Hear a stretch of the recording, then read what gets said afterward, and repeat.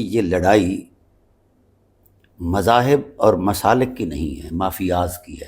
تو میں اہل سنت سے کہتا ہوں کچھ لمحات کے لیے تمسک کر کے تو دیکھیں۔ الحمدللہ رب العالمین والصلاة والسلام علی سید الانبیاء والمرسلین وآلہ الطیبین الطاہرین ومن والہ رضی اللہ عن الصحابۃ من المہاجرین والانصار ومن تبعہم بإحسان الی یوم الدین۔ بسم اللہ الرحمن الرحیم۔ السلام علیکم ورحمۃ اللہ وبرکاتہ۔ امید کرتا ہوں آپ لوگ خیریت سے ہوں گے۔ اللہ سبحانہ وتعالیٰ آپ کو اپنے حفظ و امان میں رکھے۔ پچھلی نشست کے اندر ہم نے جو روافض کے فیضان کے اوپر بات کی، اور آج ہمارے ساتھ علامہ ڈاکٹر صداقت علی فریدی صاحب موجود ہیں۔ یہی ہمارے ساتھ مہمان تھے جنہوں نے گفتگو کی اور یہ بتایا کہ روافض کسے کہتے ہیں، شیعہ کنہیں کہا جاتا ہے، اور ہمارے ہاں اس حوالے سے جو غلط فہمیاں ہیں لوگوں کے دماغ میں ڈالی گئی ہیں وہ کیا ہیں، اور اس سے کیا خرابیاں جنم لیتی ہیں اور پیدا ہوتی ہیں۔ رافضی کسے کہتے ہیں اور ان کی روایتیں ہمارے ہاں اہل سنت نے اپنی کتابوں میں لی ہیں، اور 16,000 روایتیں ہیں جو صحاح ستہ کے اندر موجود ہیں، اور یہ وہ روایتیں ہیں کہ جنہیں شیعہ راویوں سے ہمارے ہاں اہل سنت محدثین نے لیا ہے۔ اس میں یہ بات رہ گئی تھی کہ وہ راوی ان کے نام کون سے ہیں اور وہ روایتیں کون سی ہیں۔ آج ہمیں دوبارہ موقع ملا ہے علامہ صاحب کے ساتھ بیٹھنے کا، تو میں نے سوچا کہ یہ ان سے پوچھ لیا جائے کہ حضرت یہ بتائیے تو صحیح، آپ نے اتنا بڑا دعویٰ کر دیا کہ روافض کا فیضان ہے یہ سب کچھ، جتنی بھی روایتیں ہیں یہ سب کچھ شیعہ کا فیضان ہے، تو پھر ذرا نام تو بتائیے حضرت۔ بہت بہت شکریہ آپ کا۔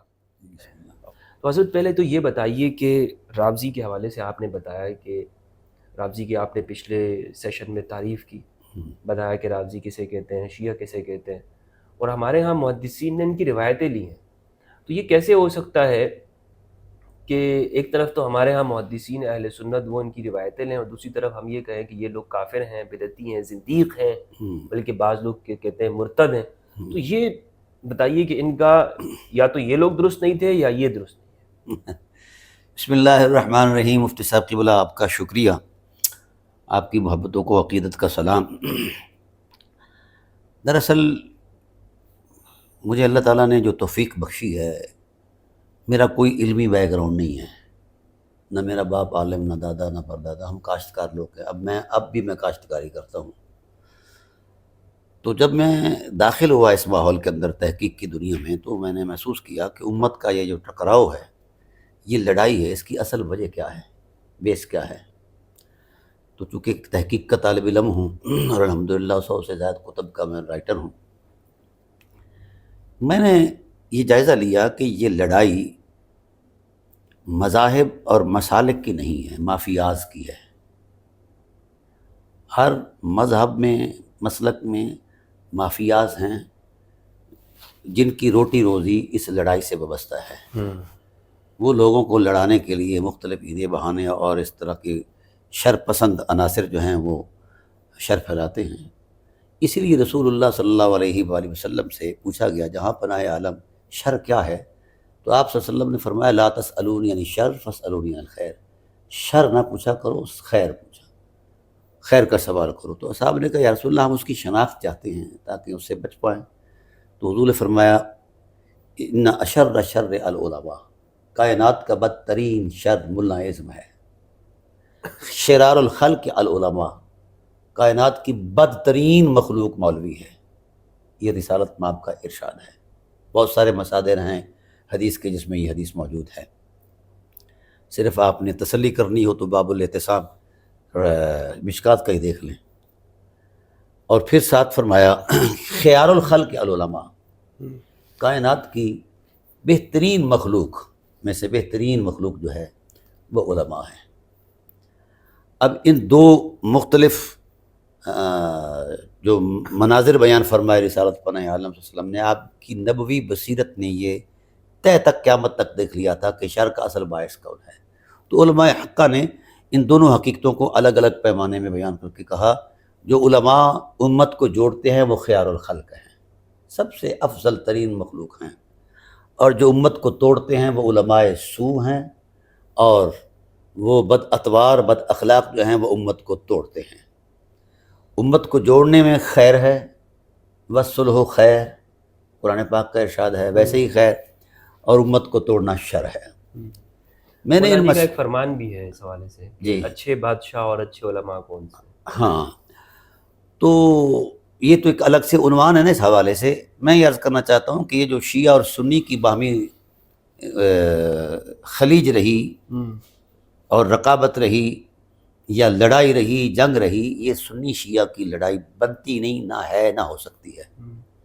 یہ ان مافیاز کی لڑائی ہے جو خود غرض ہیں، سیلفش ہیں اور جہالت کی انتہا پر ہیں اور چوغا علم کا پہنے ہوئے ہیں، ٹھیک، اور متعصب ہیں. ان کے اندر جو ہے اخلاقی حرمت نہیں، نہ علمی تباہر ہے. مجھے جب میں ان کی بنیادوں پر پہنچا، مثلا شیعہ کو لے لیں، شیعہ کی تعریف جو ہے اس کو ڈیفائن کیا ہے ہمارے محققین نے، امام ذہبی علیہ الرحمہ نے ڈیفائن کیا. وہ کہتے ہیں وَالتَّشَيُّعُ حُبُّ عَلِيٍّ وَبُغْضُ النَّوَاسِبِ وَمَوْلَاهُ عِلْمًا وَعَمَلًا. یہ تعریف ہمارے علماء نے تحقیق کر کے کیا کہ شیعہ کس کو کہتے ہیں؟ جو حب علی میں سرشار ہو اور بغض نواسب کے ساتھ بھرا ہوا، اور پھر ساتھ ساتھ اس اعتبار سے کہ وہ مولا کائنات کو امام مانتا ہو. اب ان میں کون سی ایسی لفظی معنوی کوئی دلالت موجود ہے جو باعث نفرت ہے؟ اگر کوئی شیعہ سے اس بنیاد پر نفرت کرتا ہے کہ یہ شیعہ ہے تو وہ کائنات کا بدترین جھوٹا اور جاہل ہے، کیونکہ یہ تشیع فطرت ہے. اہل بیت علیہ السلام کی جو محبت ہے اس کا مذہب سے تعلق ہی کوئی نہیں. جو جوڑ توڑ شیعوں نے، سنیوں نے اپنے طور پر اپنے پیمانے میں کر رکھی ہے، یہ ذہنی تراش خراش ہے. بلکہ جس وقت یہ ترازو پر اترتے ہیں تو میں کہتا ہوں کہ یہ ذہنی عیاشی ہے، اس کے علاوہ اس کی کوئی حقیقت نہیں ہے. تاہم اب میں نے تعریف بیان کر دی. کون سی ایسی دلالت لفظی یا معنوی ہے یا کوئی قرینہ ہے جس میں یہ بات محسوس ہو کہ ہم تشیع سے نفرت کریں؟ اور تشیع کو یہ میں کہتا ہوں اہل تشیع سے، آپ کے جو محققین ہیں انہوں نے جو تشیع کی تعریف کی ہے یا ہمارے محققین نے تشیع کی جو تعریف کی ہے، ان میں کون سی ایسی لفظ یا معنوی دلالت ہے یا مقتضائے کلام ہے جس میں یہ بات ہو کہ اصحاب رسول علیہم الرضوان کی اہانت کی جائے؟ کہیں بھی کوئی دلالت، نہ لفظی، نہ معنوی، نہ اعتباری، نہ ذہنی، نہ علمی. تو جب ان کے خمیر میں یہ چیز نہیں ہے، نہ سنیت کے لیے کوئی ایسا بہانہ ہے کہ جناب اللہ نفس تشیع پر برسے، اور نہ شیعوں کے لیے کوئی ایسا بہانہ ہے کہ وہ اپنی جو ان کی ڈیفینیشن ہے اس کے تصور میں، اپنے خمیر کے تصور میں کسی اصحاب رسول کی اہانت کریں، جس ٹائٹل پر یہ معروف ہے. تو جو شیعہ ہو کر اہانت کرتا ہے اصحاب کی، وہ بھی بد فطرت ہے، بد اخلاق ہے، وہ اپنی خمیر سے، اپنی اصل سے ہٹا ہوا ہے.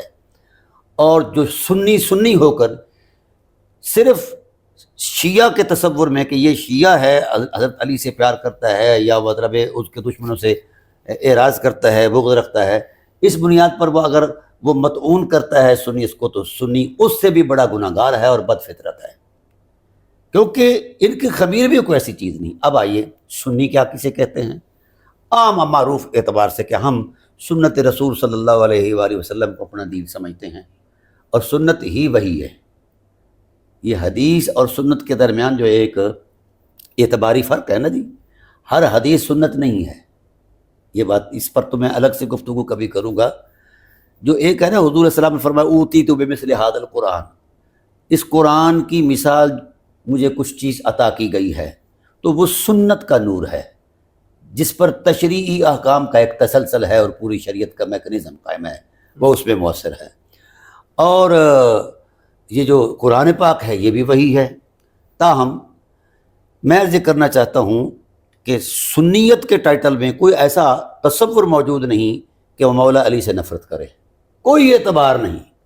وہ سنی کبھی حلال زیادہ نہیں ہو سکتا جس میں 1 سینٹی میٹر کا کروڑواں حصہ بھی بغض علی ہو، کیونکہ نبوت کا فیصلہ ہے جو علی سے بغض رکھے گا، علی الاطلاق فرمایا، تھوڑا بہت نہیں، جتنا بھی ہو وہ اس کی اصل میں شک ہے. تو میں عرض یہ کرنا چاہتا ہوں کہ اس تصور میں جب ہماری نیچر کے اندر، ہماری ڈیفینیشن کے اندر، ہماری تعریف کے اندر کوئی ایسی دلالت موجود نہیں کہ ہم مولا کائنات سے الگ سے کوئی تصور قائم کریں، تو جب دونوں کی نیچر ایک، مرکز علم اور مرکز معرفت ایک، یہ یاد رکھیں جتنا سنیوں نے فیض حاصل کیا ہے مولا کائنات سے، شیعہ کی تاریخ میں ایسا نہیں ملتا۔ وجہ یہ ہے کہ جس وقت بنو امیہ کے لوگوں نے مولا کائنات کی حکومت میں رخنہ اندازی کی تو سیاست میں آڑے بنے، حالات پیدا ہو گئے، تو مولا کائنات کی جو ایک ولی یعنی ولی ہونے کی نصیحت سے یا تاجدار ولایت ہونے کی حیثیت سے جو ایک مومنانہ بصیرت تھی وہ بانپ گئی کہ دین کو اس اعتبار سے خطرہ ہے کہ اگر ہمارے پاس جو رسول اللہ صلی اللہ علیہ وسلم کے خزائن موجود ہیں اور میں ان خزائن کا دروازہ ہوں، وہ ضائع نہ ہو جائیں، تو آپ نے علم اور معرفت کو، اتقاء کو اور جناب والا حبی اور عشقی احوال کو فروغ دینے کے لیے مدارس قائم کیے، مکاتب قائم کیے اور آپ نے کام کیا۔ ان میں جو طریقت کا باب تھا وہ ترجیحی بنیادوں پر تھا، اور اس وقت بر صغیر سے لے کر کائنات کے کونے کونے میں جائیں تو اولیاء اور صوفیاء علیہ رضوان کا جو فیض ہے یہ ایک منظم طریقے سے سلسلہ بسلسلہ چلا آ رہا ہے، اور جتنا کردار انہوں نے دیا ہے، مطلب اولیاء کرام صوفیاء کرام کا ایک باضابطہ کردار ہے، یہ کسی کے ماننے اور نہ ماننے پر ایسا مبنی نہیں ہے، کیونکہ ان کے ہاں تزکیہ، تصفیہ، زہد، تقوی ان کا خمیر بنا دیا گیا تھا۔ نہیں، آپ کس سنیت کی بات کر رہے ہیں؟ وہ سنیت جو مولا کائنات سے وابستہ ہے۔ نہیں تو وہ تو نہ شیعہ ہے نہ سنی، وہ سنی تو امام علی علیہ السلام کی جماعت ہے نا۔ ہاں جی، جماعت ہے۔ جو نبی اچھا، صلی اللہ علیہ وسلم کی اب اس نے جب رخنہ انداز داخل ہوئے کہ مولا کائنات کی محبت کو دل سے نکالا جائے تو دونوں طرف شر پسند داخل ہو گئے، شیعوں کے اندر بھی شر پسند داخل ہو گئے اور سنیوں کے اندر بھی شر پسند داخل ہو گئے۔ تو میں نے جو عرض کیا ہے کہ جو دونوں کا خمیر ہے اس کا مرکز وحدت ایک ہے، وہ مولا کائنات کی محبت ہے۔ صحیح ہے، ٹھیک ہے نا؟ محبت کرنے کے اپنے انداز مختلف ہو سکتے ہیں، لیکن قلب و روح کی جو گرمی پیدا ہوتی ہے، جو ایک فرد ذوق پیدا ہوتا ہے مولا کائنات کے نام لیوا کی زبان پر یا اس کے قلب و روح میں جو وجدان پیدا ہوتا ہے، بلکہ ہمارے صوفیاء تو مولا کائنات کے نام آنے پر وجد گناہ ہو جاتے ہیں۔ ٹھیک ہے نا جی؟ جس کو آپ رقص بسمل کہہ رہے ہیں یا کچھ کہہ لیں، بہرحال وہ اس طرح کی کیفیات ہیں۔ تو میری جان، میں نے جس وقت یہ مطالعہ کیا کہ جب نفس تشیع میں کوئی ایسی چیز نہیں ہے، نفس تسنن میں ایسی کوئی چیز نہیں ہے، تو پھر جہاں سے یہ ڈرامہ شروع ہوا ہے ہم اس کا تعاقب کیوں نہ کریں؟ تو پھر میں نے جائزہ لیا، اور پھر ان کے اندر جو ہے سنی اور شیعہ کے مابین کی جو صورتحال ہے، یہ حدیثوں کا میں نے جائزہ لیا ہے۔ وہ بتائیں نا آپ کے وہ بخاری مسلم اور میں نے عرض کیا ہے کہ 16,000 روایتیں، یہ جو میں نے 16,000 روایات کا ریکارڈ دیا ہے، یہ 2 جلدیں ہیں۔ پہلی جلد میں میں نے یہ سارا ریکارڈ دیا ہے، روافظ کا بھی دیا ہے۔ میں نے صرف 200 کے قریب روات کو کوڈ آؤٹ کیا ہے۔ وہ روات جو ہیں یہ ان کا میں نے سارے شیعہ ہیں؟ نہیں، صرف شیعہ نہیں، پہلے رافضی ہیں، اور روافظ کی بھی 19 قسمیں ہیں۔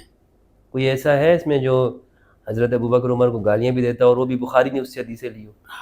ہاں، وہ بہت قلیل ہے، انتہائی قلیل ہے، لیکن ہیں ضرور، شتام روافظ ہیں، شتام خاص کر حضرت عثمان کے حوالے سے۔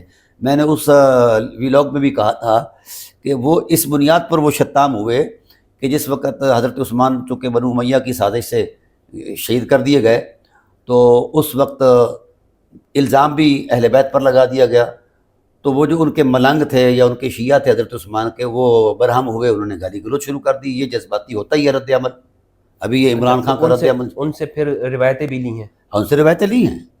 اگر روایتیں نہیں لیتے ان سے، کیونکہ ان کی صدق، امانت، اتقان، ضبط، دیانت، عدالت مسلم ہے اس زمانے میں، ٹھیک ہے؟ تو پھر اس بنیاد پر چونکہ راوی کی شرائط میں یہی بنیادی چیزیں ہیں اور اس کو مسلمان ہونا بھی شرط ہے۔ صحابی کو گالی دینے کی وجہ اسلام سے نہیں نکلے؟ گزارش یہ ہے کہ وہ جذباتی عمل تھا، اب اس کو عقیدہ بنا لیا گیا ہے۔ ہمارے محتاط علماء نے اس لیے تکفیر کی ہے کہ صحابہ کو گالی دینا، ان کی حرمت کی پامالی کرنا، بہت ساری قرآن کی آیات کا انکار ہے، ٹھیک ہے؟ جہاں قرآن نے ان کے محمد بیان فرمائے ہیں اور یہ اٹھ کر بک بک کرنا شروع کر دیتے ہیں، یہ ان کو کس نے اجازت دی ہے؟ ہاں، جن لوگوں کا وہ خواہ صحابہ ہوں غیر صحابہ ہوں، جن سے اہل بیت علیہ السلام کے معاملات میں کچھ اس انداز کی چیزیں، یہ جو آپ کہتے ہیں کہ فلاں صحابہ پہ تنقید کرتا ہے، کیا مراد کیا ہے اس سے؟ تنقید سے مراد یہ نہیں ہے کہ تنقید ہوتی رہتی ہے، سمجھا کہ نہ کسی شخص کے کسی رویے پر نقد کرنا کوئی ایسا معاملہ نہیں ہے، نہ یہ کوئی شرعی عیب ہے۔ اگر صحیح ہے اس کی یہ جو راویوں پر تنقید کی جاتی ہے، جرح کی جاتی ہے راویوں پر، اس کے لیے بھی یہی وجہ انہوں نے کی ہے کہ چونکہ ہم نے روایت کو چھان بین کر کے پاکیزہ طریقے سے لانا ہے، ورنہ یہ تو غیبت بنتی ہے اصولی اعتبار سے. کسی کو جاہل کہنا، کسی کو جناب والا بے ایمان کہنا، یا کسی کو کذاب کہنا، یہ تو جناب والا غیبت بنتی ہے. محدثین نے کیسے کہہ دیا کہ اگر فلاں پہ تنقید کریں گے تو وہ کفر ہے؟ یہ ڈرامہ ہے، کچھ ایسا نہیں ہے. صرف ذات رسول ایسی ہے جس کے حرف پر بھی تنقید کرنا کفر ہے. اس کے علاوہ جتنے لوگ ہیں کوئی معصوم نہیں، عصمت مآب نہیں ہے، ان سے فروغ گزاشتے ہوئی، لیکن اکا دکا فروغ گزاشتوں کو بہانہ بنا کر ان کے سارے تشخص کو ملیمیٹ کرنا، ان کی حرمت کو پامال کرنا، یہ کہاں کی دیانتداری؟ یعنی وہ بالکل آپ ختم کر دیں گے. اور اگر یہ کر دیں گے تو قرآن کریم کی 2400 آیات بے محل ہو جائیں گی، ان کا معنی کوئی نہیں رہے گا. صحیح. تو اب یہ حضرت یہ بتائیے کہ وہ بخاری مسلم کے جو 200 راوی ہیں جو آپ کہہ رہے ہیں کہ ان 200 راویوں میں سے 80 سے زائد غالی راوی بھی ہیں. جی بالکل، غالی رافضی بھی ہیں، غالی شیعہ بھی ہیں، سادہ شیعہ بھی ہیں، سادہ رافضی بھی ہیں. روافض کی 19 اقسام ہیں جو آج کی شیعوں کو شاید اب پتہ چلے، پہلے تو نہیں پتہ، چونکہ ان کے اکثر لوگوں کو دیکھا گیا ہے اور ان کا مزاج ہے. یعنی ان کے خمیر میں یہ بات ڈال دی گئی ہے کہ شیعہ صرف وہی ہوتا ہے جو اصحاب رسول سے نفرت کرے، تبرہ کرے، ان پر ان کو گالی گلوچ کرے. ایسا نہ تو ان شیعوں کے کسی مصدر علم میں ایسا ہے کہ شیعہ وہی ہوتا ہے، اور نہ ہی جناب والا ہمارے اہل سنت نے جو ان کی تعریفات کی ہیں ان میں ایسا کچھ ثبوت ہے. راوی کی اصل جو حرمت ہے نا، وہ تو آپ نے شروع میں بتا دیا نا کہ جو مولا علی کو فضیلت دیتے ہیں، سب سے اوپر مانتے ہیں، وہی شیعہ ان کو کہا جاتا ہے. یہ میں یہاں بھی آپ بات کرتا ہوں، مثلا ان کو شیعہ کہا جاتا ہے. لیکن یہ تو بعد میں ہم لوگوں نے بنائی ہے نا، ان کو تو پتہ بھی شاید اس بات کا نہ ہو. ہم نے بنائی ہے کہ جو لوگ حضرت ابوبکر عمر رضی اللہ عنہ ان کو گالی دیتے ہیں تو یہ لوگ شیعہ ہیں. ہاں، یہ ہم لوگوں کی طرف سے، میرے خیال میں ادھر شاید اس کی پہچان نہیں میں عرض کرتا ہوں، میں نے ان روات کی نشاندہی کی ہے. وہ شیخین کو وہ اس وقت اس حوالے سے جوابی طور پر میں نے اس پر پہلے بھی لوگ میں نے بیان کیا ہے کہ ان پر وہ لوگ ہیں، یا عبداللہ جدلی ہے وغیرہ وغیرہ، ابو الاسود. کتنے نام ہیں؟ نام یہ کل ٹائٹل ہیں 200 کے قریب، ان میں سے 80 سے زائد جو ہیں وہ تقریباً روافظ ہیں. مثلا پہلا نام کون سا ہے؟ ان 80 یہ پہلا نام جو ہے یہ آ رہا ہے اسماعیل بن عبد الرحمن الکوفی، شتام رافضی. دوسرا نام ہے اسماعیل بن موسیٰ الفرازی الکوفی، شیعہ رافضی. تیسرا ہے یہاں یہ پہلا نام تھا عبداللہ ابان بن طولب، یہ غالی شیعہ ہے، رافضی نہیں ہے. یہ غالی شیعہ ہے، رافضی نہیں ہے. اچھا حضرت، میرا آپ سے جو سوال ہے وہ یہ ہے کہ آپ وہ راوی تو بتائیں، ان کے نام، وہ 200 راوی جو آپ نے کہا ہے کہ وہ بخاری مسلم کے اور وہ شیعہ راوی. دیکھیے میں عرض کر رہا ہوں کہ سب سے پہلے یہ بات جو ہے بنیادی طور پر، آپ روایت حدیث میں جس احتیاط کا ایک تصور قائم کیا گیا ہے نا، کیوں ایسا ہوا ہے، اس کا مطلب یہ ہے کہ رسول پاک کا فرمان اتنا بلند اور قیمتی ہے کہ ان کے لیے ان راہوں کا تعین کیا جائے اور تلاش کی جائے وہ راہیں جس سے کسی کو شک بھی نہ گزرے، اور وہ راہیں اتنی بلند و بالا ہوں کہ ان کی خوشبو سے کائنات معطر ہو، کیونکہ وہاں سے فرمان رسالت نے آنا ہے. اس لیے راوی کے لیے 4 شرطیں بنیادی طور پر قرار دی گئی: اسلام، کامل مسلمان ہونا، عادل ہونا، یعنی اس کبائر کا ارتکاب نہ کیا ہو اور صغائر پر اصرار نہ کرتا ہو، تام الضبط ہو، یعنی جب سے اس نے حدیث رسول کو سنا ہے تب سے لے کر ادائے روایت تک اس نے ایک لمحہ کے لیے بھی اس پر عمل نہ چھوڑا ہو. یہ بہت بڑا معیار ہے، ولایت کا معیار ہے. اور پھر عقل جو ہے، یہ تو آپ نے بتا دیا تھا. میں کروں کہ یہ جو راوی ہیں، میں نے نام بتائیں کہ جو بخاری مسلم کے، ان میں سے چند نام بتائیں. میں یہ نام بتا رہا ہوں نا کہ جناب والا اس وقت میرے پاس 200 کے قریب روات جو ہیں شیعہ، روافظ اور غالی شیعہ، ان کی یہ میں نے یہ جو لسٹ بنائی ہے یہ سارا. تو ان میں اسماعیل بن عبد الرحمن الکوفی المفسر شتام رافضی ہیں، اور اسماعیل بن موسیٰ الفرازی کوفی غالی رافضی ہیں. اسبغ بن نباتہ زائق قسم کے شیعہ ہیں، اور ایاس بن عامر الغافقی شیعہ ہیں، اور اسی طرح کے اور یہ تلید بن سلیمان الحاربی یہ شیعہ ہیں، رافضی ہیں. اور ابان بن تغلب بھی یہ غالی قسم کے شیعہ ہیں. ہاں، یہ سب کے نام ذرا پڑھ کے بتا دیں. یہ سب کے نام تو 200 ہیں، لمبا ہو جائے گا کام آپ کے لیے. کچھ نام بتا دیں تاکہ ہمارے دیکھنے والے. ہاں یہ میں بتا رہا ہوں نا. یہ ثابت بن دینار المعروف بے ابی حمزہ السمالی، امام بخاری رحمۃ وہ آگے آ رہی ہے اس کی تفصیل. اچھا، یہ الکوفی رافضی ہیں. صحیح ہے. اور جناب والا سویر بن ابی فاختہ رافضی ہیں، اور جناب جابر بن یزید الحارث یہ رافضی ہیں، جعفر بن سلیمان الضبی البصری مصر الحمار رافضی ہیں، جمع بن عمیر جو ہیں یہ رافضی ہیں، اور جناب والا اسی طرح ایک لمبی لسٹ ہے، حمران بن آیون تابعی ہیں اور یہ رافضی ہیں جناب والا، اور کچھ مفرد شیعہ ہیں، حد سے بڑھنے والے بھی سے ہیں. بڑھنے والے. ہاں جی. اسی طریقے سے جناب والا یہ زیاد بن المنذر الکوفی یہ غالی رافضی ہیں، اور اسی طریقے سے جناب آگے چلتے چلتے جائیے، سلیمان بن کرم جو ہے الکوفی یہ غالی رافضی ہیں، اور سلیمان بن ترخان التیمی یہ رافضی ہیں، اور یہ سعاد بن سلیمان الجعفی یہ غالی شیعہ ہیں، سعد بن طریف الاسکاف الحنظل الکوفی یہ مفرد شیعہ ہیں. صحیح ہے. سمجھ آ گئی نا. تو مفرد شیعہ بھی اسی رافضی کی ہی ٹرم میں آتا ہے. اور جناب والا سعید بن فیروز اور سعید بن عمر الکوفی غالی شیعہ ہیں. ٹھیک ہے، یہ راویوں کے نام ہو گئے. اب ان کی روایتیں، ہاں ان کی روایتیں جو ہیں کہ بلا میں ایک آپ کو انوکھی بات عرض کروں، اگر طرفین اس پر رک گئے تو امت ایک ہو سکتی ہے. اچھا. ہاں یہ میں نے جائزہ لیا ہے، یعنی اہل سنت اور اہل تشیع. میں یہ کہنا چاہ رہا ہوں، اگر امام بخاری یا امام مسلم ہاں یا ترمذی جی وہ مسلک کا فرق کیے بغیر علم حاصل کرتے ہیں، جی، تو پھر آج ہم کیوں یہ فرق کرتے ہیں کہ یہ اس کے پاس علم حاصل کرنا ہے اور اس کے پاس علم حاصل نہیں کرنا؟ یہ میری جان اصل میں نے عرض کیا تھا کہ ان کا دین سے تعلق ہی نہیں ہے. دونوں طبقات کا، یہ دونوں طبقات کا تعلق جو ہے یہ روٹی روزی سے آگے نہیں ہے. اچھا. ہاں ان کی ساری سرگرمیاں یہیں سے شروع ہوتی ہیں، یہیں یہاں پر رک جاتی ہیں. اب میں ذاتی تجربات بتانے لگوں تو ایک لمبا عرصہ درکار ہے کہ کہاں کہاں میں نے ان سے یہ تجربے کیے ہیں. اچھا دوسری بات یہ روایتیں ذرا بتائیے گا. اب میں ان کی روایتیں تو بتا رہا ہوں. آپ امام بخاری علیہ رحمہ کی بات کرتے ہیں، 40 کے قریب روافظ راوی جو ہیں امام بخاری کے استاد ہیں، شیخ ہیں. اصل میں جو بنیادی بات ہے، رافضی ہونا یا شیعہ ہونا یا سنی ہونا یہ وجہ فضیلت ہی نہیں ہے. فضیلت ہے اتقاء، احترام انسانیت، اخلاقی رویے، اور جسے آپ اخلاقی مروت کہتے ہیں. یہاں تک تو احتیاط بتائی گئی ہے کہ راوی اتنا محتاط ہو اپنے حرمت کردار میں کہ وہ راستے میں بیٹھ کر پیشاب بھی نہ کرتا ہو تاکہ اس پر کوئی حرف زنی نہ ہو جائے.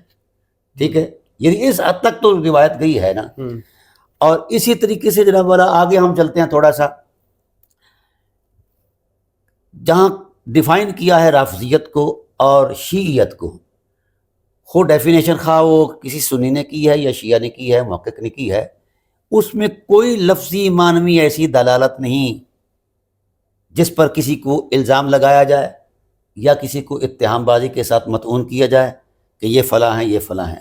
میں نے کہا کہ یہ شر پسند عناصر ہیں دونوں طبقات کے اندر، اور مذہب کو انہوں نے کڈنیپ کیا ہوا ہے، سمجھا کہ کارڈن آف کیا ہوا ہے. جو شریف النفس لوگ ہیں علماء اہل تشیع، محقق لوگ جو شریف النفس علماء ہیں اہل سنت، ان کے درمیان اس قسم کی کوئی تلخی دیکھنے میں نہیں آئی. سمجھا گئی. جہاں کہیں کسی نے کوئی خلاف اصول بات کی ہے تو اس کی گرفت اس وقت کے مقتدر علماء نے ضرور کی ہے، وہ بھی تنبیہی کے طور پر. تو یہ کسی کو کبھی حق نہیں دیا گیا. اب میں آپ کو ایک شغل بتاتا ہوں. ہم اپنے ممبروں پر، اپنے مسلکوں میں، اپنے ماحول کے اندر بڑے بڑے جناب اللہ جاندار تقریریں کرتے ہیں اور بڑی بڑی بازو لہرا کر کہتے ہیں کہ ہم حق پر ہیں، ہم حق پر ہیں، اور شیعہ کافر ہے یا سنی فلاں ہے فلاں، اس طرح کی باتیں کرتے ہیں نا. تو ہم ان کے ساتھ قرآن پیش کرتے ہیں، حدیث پیش کرتے ہیں، روایات پیش کرتے ہیں، حقائق پیش کرتے ہیں، وہ کسی کو نہیں مانتے. لیکن ایک مرتبہ جنرل باجوہ صاحب نے ایک بوٹ کھڑکایا تھا کہ خبردار آج کے بعد کوئی کسی کو کافر نہ کہے. تو سارے مولویوں کی شریعت سیدھی ہو گئی تھی.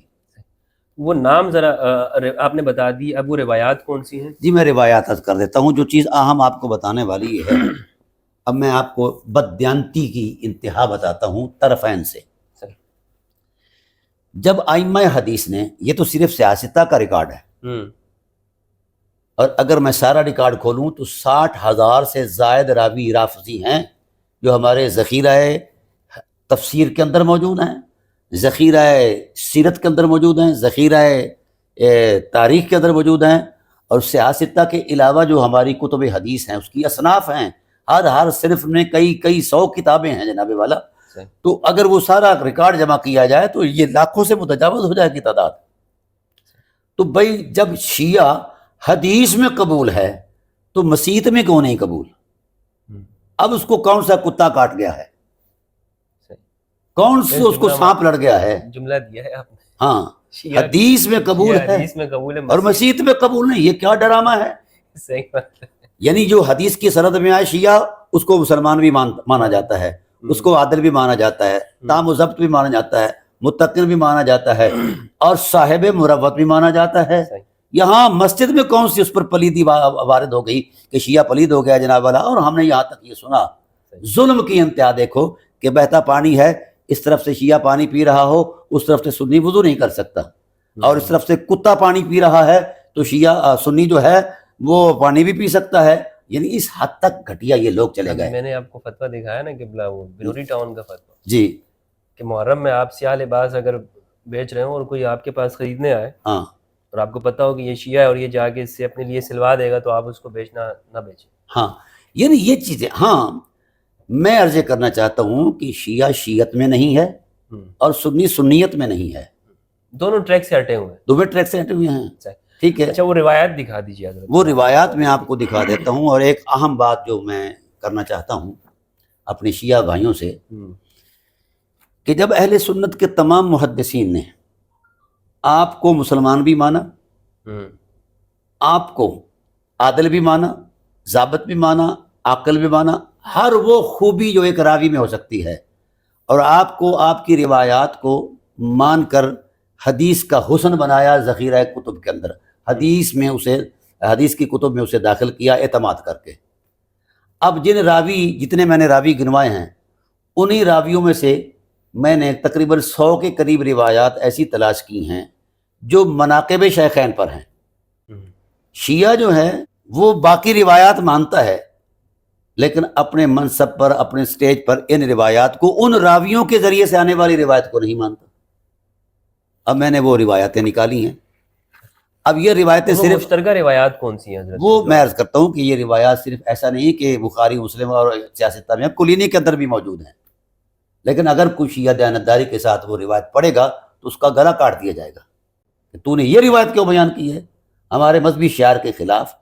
تو میری جان یہ جو ذہنی عیاش ہے, ذہنی عیاشی ہے, خواہ وہ شیعہ کرے خواہ وہ سنی کرے, یہ جو ملا ازم ہے, اس لیے رسول پاک نے فرمایا کائنات کا بدترین شر ملا ازم ہے.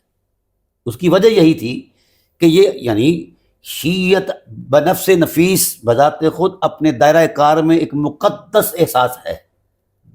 ہر مسلمان کو, ہر سنی کو شیعہ ہونا ضروری ہے. جب تک وہ شیعہ نہیں ہوگا نفاق پیدا ہوگا اس کے دل کے اندر, اور ہر شیعہ کے لیے سنی ہونا لازمی امر ہے. جب تک کہ وہ سنت کے نور میں نہیں اترے گا وہ شیعت کے ساتھ بھی دغا کر رہا ہے اور امت کے ساتھ بھی دغا کر رہا ہے. اب میں وہ روایات آپ کو سنا دیتا ہوں. یہ روایتیں ہمارے ہاں جو بیان کی جاتی ہیں اہل سنت کے سٹیجوں پر فضیلت شیخین کے حوالے سے.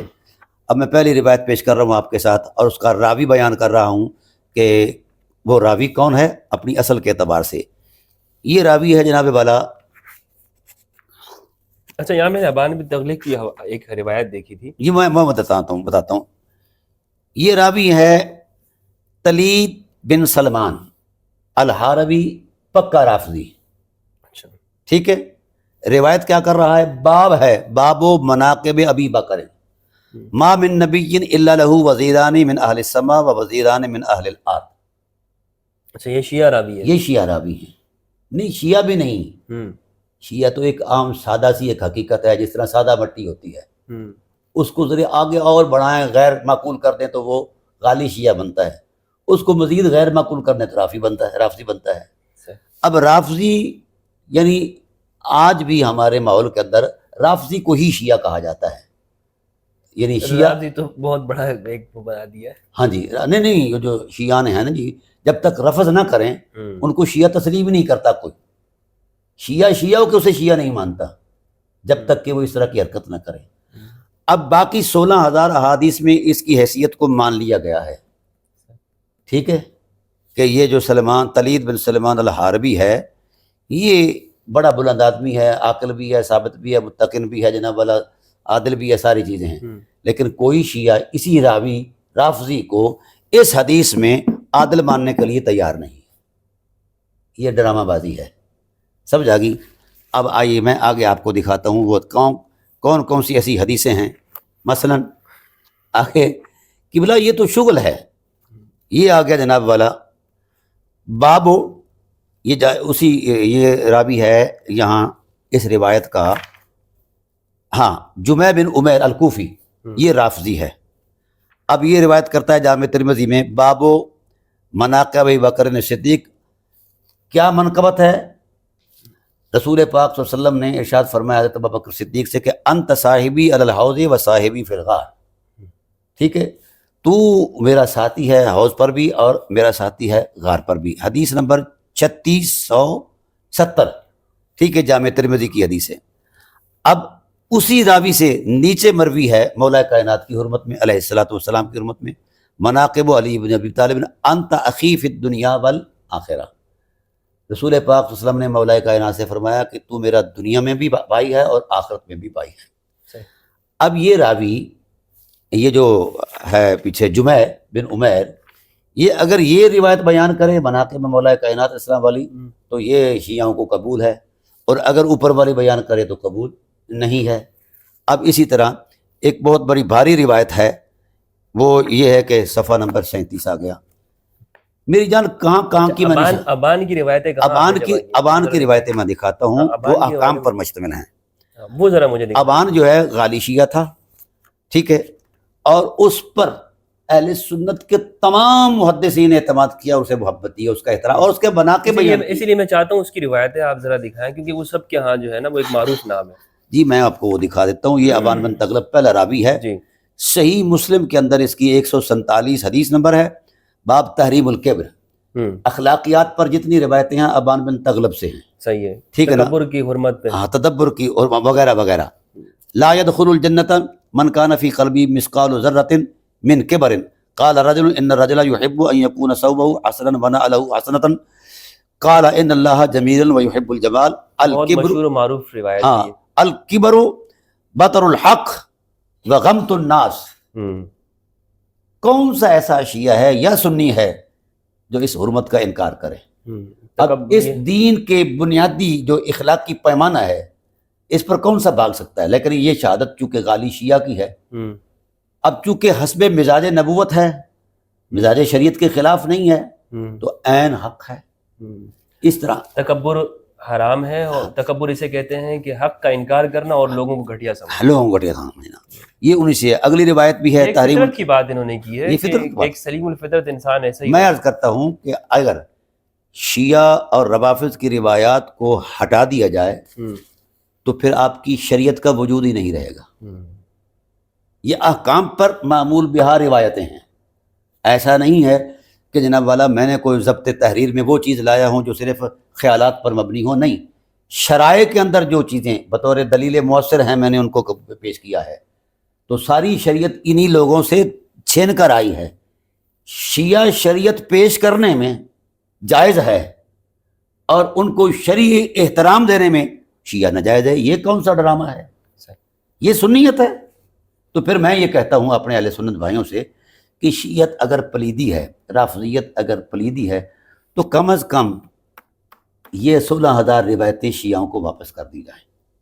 یہ تو صرف سیاست ہے، باقی کے اندر تو کوئی لاکھ. اس میں علامہ صاحب وہ کہتے ہیں کہ یہ وہ والے شیعہ نہیں جو آج تھے، یہ پرانے، یہ اچھے. اچھا چلیں وہ ڈیفائن کر دیں ان شیعوں کے مزاج میں اور ان شیعوں کے مزاج میں کون سا وجہ امتیاز ہے. اب دیکھیے میں نے بتایا نا کہ میں نے 100 کے قریبی حدیثیں پیش کی ہیں نا جی، کہ شیعہ روافض جو ہیں وہ مناقب شیخین پیش کر رہے ہیں، ہے نا ایسا؟ ہاں، تو یہی فرق ہو گیا. اگر نہیں آج کا جو شیعہ ہے وہ مناقب شیخین پیش کرے گا، مشکل ہے اس کو مطلب اسٹیج پر آتے ہوئے نہیں کرے گا. اچھا جہاں تک ان کی یہی فرق ہو گیا، میں عرض کرتا ہوں اسی لیے تو وہ کہتے ہیں ہم تکفیر نہیں، یہ شیعہ نہیں ہے، یہ شیعہ نہیں، یہ کوئی اور ہی بلا ہے. شیعہ کا جو اصل میں نے مصدر بتایا ہے کہ شیعہ وہ ہے جو حب علی میں سرشار ہو اور مبغض علی سے بیزار ہو. یہ ایک سادہ سی، اور یہ صرف شیعت کی تعریف نہیں، اسلام کی تعریف ہے، مسلمان کی سادہ لوہی کی فطرت کی عظمت کی تعریف ہے. شیعتوں کا تو ایک ٹائٹل دے دیا گیا ہے نا، اصل مسلمان ہی یہی ہے، رسالت پناہ عالم صلی اللہ علیہ وسلم نے اسے ڈیفائن کیا بطور مسلمان جو مولا کائنات کا احترام کرتا ہو، جو ان کا احترام نہیں کرتا رسول اللہ نے اسے، اس مسلمان تو دور کی بات ہے، رسول اللہ صلی اللہ علیہ وسلم نے اس کو انسان نہیں مانا۔ اذا اختلفوا قبیلۃ من العرب فصاروا حزب ابلیس، جو میری اہل بیت سے 1 سینٹی میٹر کے لیے مختلف ہو گیا تو رسول فرماتے ہیں وہ شیطان ہے۔ تو شیطان کو کوئی دائرہ کار جو ہے، تو میری جان میں عرض کرنا چاہتا ہوں، یہ تفصیلات ہیں، دعا کریں کتاب یہ جلدی چھپ کر آ جائے، لیکن شرط یہ ہے کہ اہل علم آگے بڑھیں، دلیل اور احترام کے ساتھ آگے بڑھیں۔ تو میں پورے یقین سے کہتا ہوں کہ امت ایک ہے، پہلے بھی ایک ہے، اس کے خد و خال بھی ایک ہیں۔ یہ جو ایک تفریق حدیث پیش کی جاتی ہے کہ امت 73 فرقوں میں بٹے گی، کبھی جائزہ لیا اس کے نفسیات کیا ہیں؟ رسول اللہ صلی اللہ علیہ وسلم نے جب فرمایا تھا تو رو رہے تھے کہ یہ حادثہ ہوگا، پھر اصحاب رسول بھی روئے کہ یا رسول اللہ آپ نے پتھر تراش کے ہیروں کی تسبیح بنائی، یہ ٹوٹ جائے گی، فرمایا ٹوٹ جائے گی۔ یا رسول اللہ آپ کا ارشاد ہے لکل داء دواء، ہر بیماری کی شفا ہے، تو اس بیماری کی شفا کی بھی نشاندہی فرما دیجیے۔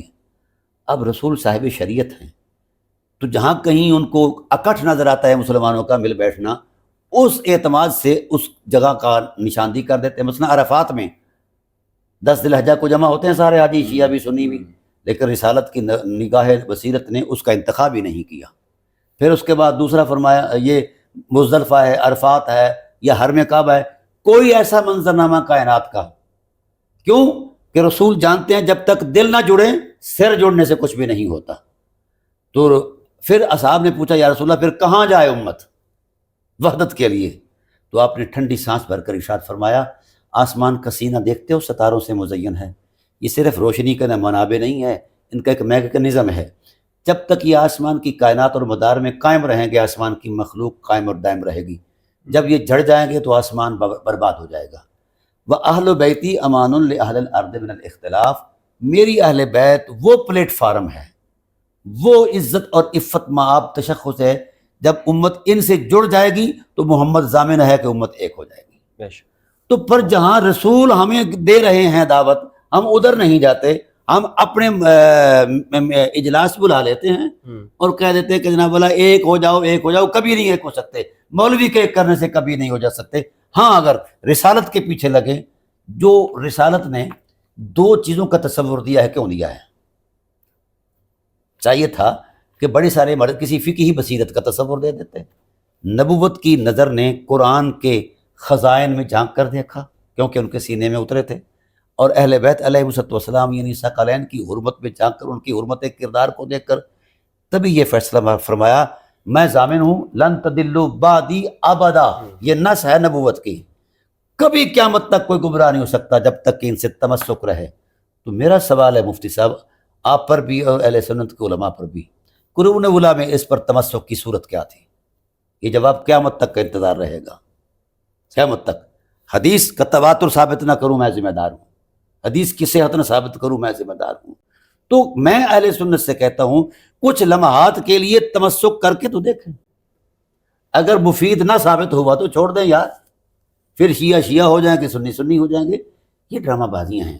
شیعہ جب تک یہ جو عام جسے آج کل ہمارے ہاں کہا جاتا ہے، بہت سارے ایسے احباب اہل تشیع ہیں جن کے اندر اخلاقی بصیرت بھی ہے، روحانی عصمت بھی ہے، اور جناب والا وہ احترام بھی ہے۔